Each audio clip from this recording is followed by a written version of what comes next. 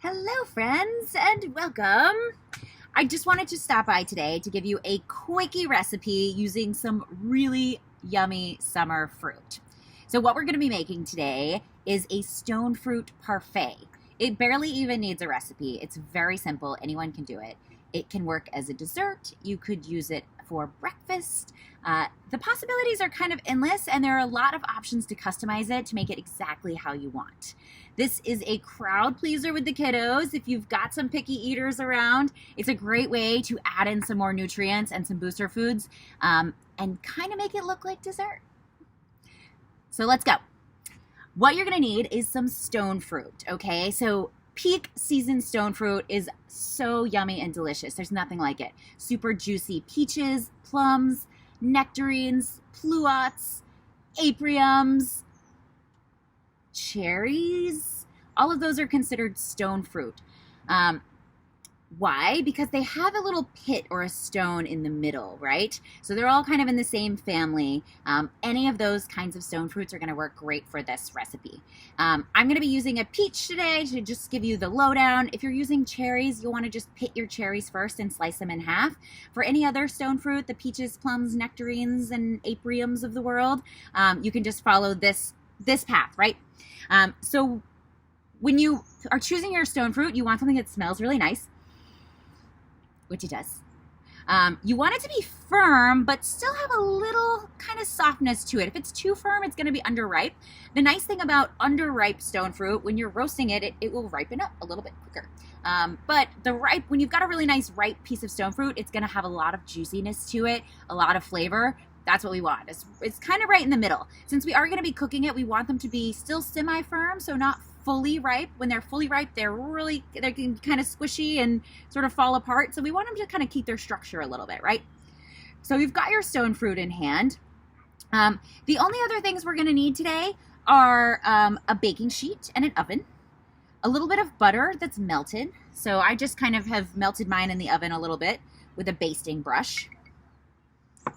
And then for the parfait, pretty much anything that you might want to add to your roasted stone fruit parfait is fair game. And we'll get into those a little bit more, but I love it with yogurt, a little honey, granola, nuts and seeds, lots of different options here. You can sprinkle it with a little bit of cinnamon, cacao powder. If your family likes whipped cream, you could make some whipped cream or mascarpone cheese. So many options. Anything that you think might taste good with stone fruit, it probably will.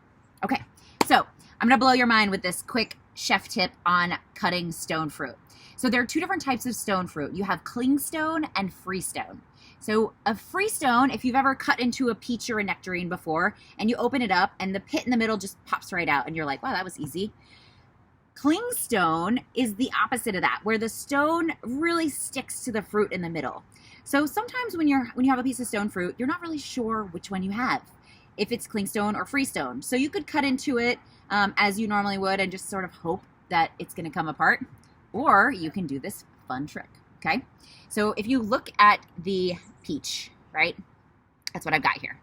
So right here at the top, that's where it's coming out of the tree. And you might see in the peach, it's got this little line here that's kind of inviting you to cut through it. Normally you might think, yeah, that looks like where I should cut. Wrong. What you're gonna do is actually cut through the belly of the peach, the equator, right? So turn it on its side. Make sure that you've got your knife safely held in your hand. I like to pinch right at the bolster there and then wrap my hand around. This is the safest way to hold a chef's knife and gives you the most control, also the least amount of stress on your wrist. So you've got more power from your shoulder, especially when you're cutting things that are really big or heavy, like a butternut squash or a watermelon. It's good to have a nice strong grip there so that your knife doesn't move around in your hand. Then I like to use the claw where I've got my fingers all tucked away. And then what we're gonna do is basically give one quick slice right through the middle and rotate, okay? Kind of like if you were cutting an avocado or something like that, right? But we're going through the equator, right? Right through the belly of the peach, okay? See that? All right, then you're gonna do your twists, right? So give a little twist. Oh, wow, that came out pretty easy, right? Yes. So now you've got one half with no pit, okay? I'm gonna set that to the side. Now we still have the issue of the pit being in this half. So what do we do next? We're gonna, again, see the little line on our peach? Don't follow that. Turn it.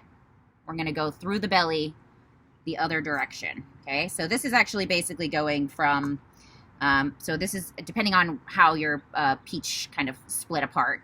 This is going to go, we're going to go not the direction of the line, but the opposite way. Okay, and just wheel around that again. Okay, and now what you can do is twist again.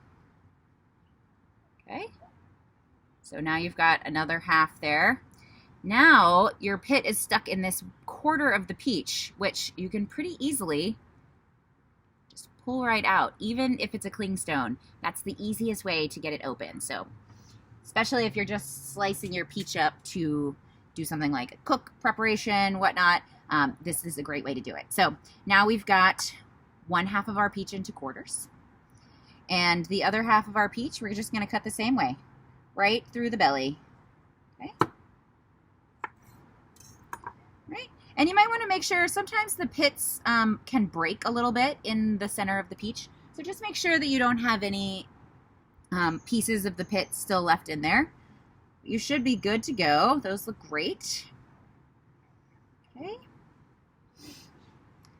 All right, so now I've got my peach into quarters. What you're going to do is preheat your oven to 425 degrees.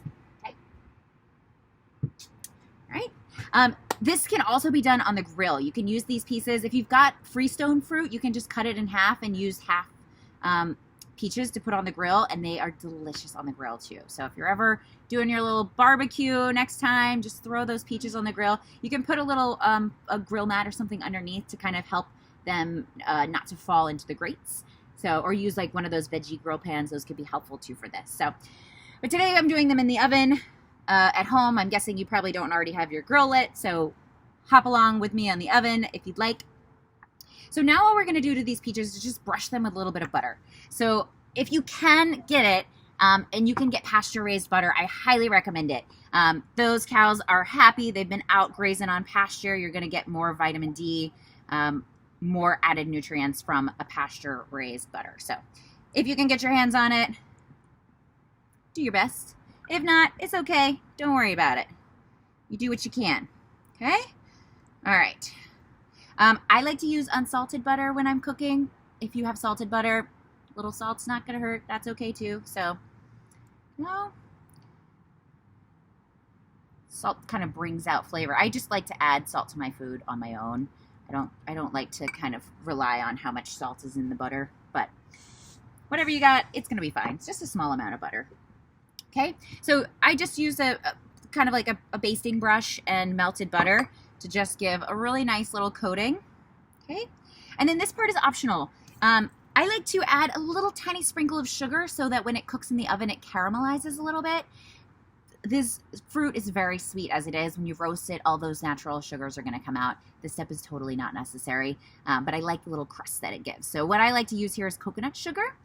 A little lower on the glycemic index than like a white sugar. Okay. You have the added benefits of coconut. Just a very, very light sprinkle on top of the butter. And then we're just going to add it to our pan. I like to give them plenty of space in the pan, right? So this, I just used one peach. If you are cooking for the whole family, maybe about a pound of fruit, which is about like 3 or 4 good-sized peaches or nectarines. And then those are just going to go in the oven. So you're going to put those in the oven at 425 for about 15 minutes. Okay.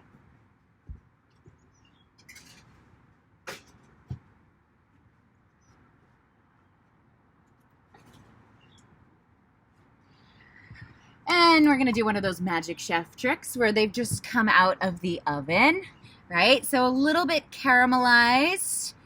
You see some of those nice juices of the peach starting to run. So I'm just going to take that off of my cutting board. Okay. And then we're gonna build our parfait. So this is the part that gets really fun. You can, if you're doing this at a gathering with family, with friends, you can set out lots of little containers and let everyone choose their own ingredients to add. So one thing that I really like to do is make sure that we've got some good quality ingredients on the table to kind of add some extra nutrients. So with this, I usually, and you can build it how you like, but I usually like to throw my stone fruit into my fanciest cup, and you can just add as much or as little as you like. I like to start with a few pieces, and then from there, the toppings are all up to you. I like to use Greek yogurt here. Greek yogurt has a lot of extra protein. It's a strained yogurt, so it's a thicker yogurt than a regular yogurt. If you prefer to use a vanilla or a honey yogurt, that's great too. There's plenty of sweetness and flavor in this, so plain yogurt works just fine. This is a great way to add a little protein if you are feeding the kiddos and you're always a little concerned about whether they're getting enough protein. This is a great way to add some protein and healthy fat and make it look like dessert. Right. So a little bit of yogurt, and then I like to add a little bit of granola to kind of add a nice crunch to it. You could add granola, nuts, seeds, dried fruit, fresh fruit. The possibilities are kind of endless. So look in your pantry and see what you have around that you want to use. Granola will add a nice sort of crunchy texture. I like to use pumpkin seeds. This will add a little bit of zinc. And also a really nice crunch, some healthy fat. Hemp seeds. Hemp seeds also will add some nice protein. Okay. I've also got some toasted sunflower seeds. And you can use raw or toasted seeds. Either will work great in this preparation. I've got some just dried unsweetened cherries, kind of sticking with the stone fruit theme here. And then I like to add a little pinch of cacao powder. So cacao is a great source of magnesium. Okay. Magnesium is used in so many bodily processes, and most people are deficient. So anywhere we can get magnesium in the source of cacao or chocolate is good. Okay? Okay. And then a little drizzle of local honey. If you can get your hands on some honey that has been harvested nearby, that's really good for seasonal allergies. Just get a little drizzle right there on top. Okay. I've also got a little Ceylon cinnamon. I'm going to put a little sprinkle of that. Cinnamon is great for regulating your blood sugar. And then I've just got some coconut shreds. I'm going to add those for a little extra texture too. But again, you can totally customize this to be just how you like it. So that is our beautiful summer stone fruit parfait. I hope you have a wonderful time making this.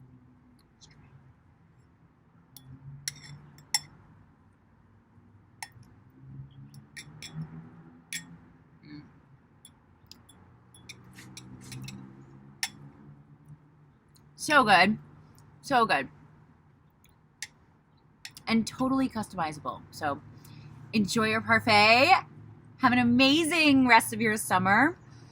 And happy cooking.